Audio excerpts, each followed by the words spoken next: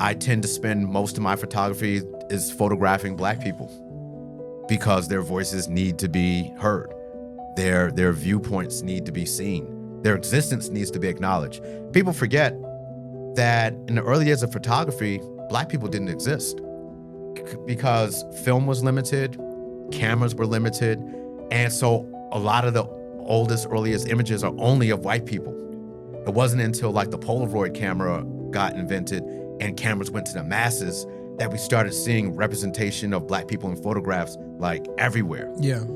And that's why with Black people in art is super important for Black people, because I've always argued that the fundamental problem of Black life is that Black people have not been able to convince enough of their white neighbors that we are full human beings.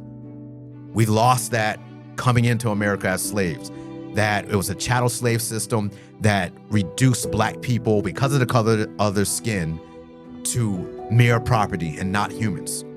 And we've never been able to 100% reclaim our humanity.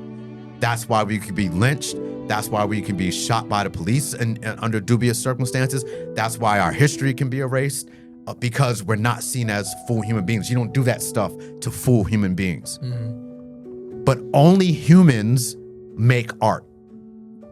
So every time a Black person makes art, you're making a political statement. You could just be drawing a stick figure. You could be drawing a flower that doesn't seem overtly political, but the fact that you're making art reinforces that you are a human being and should be treated as such.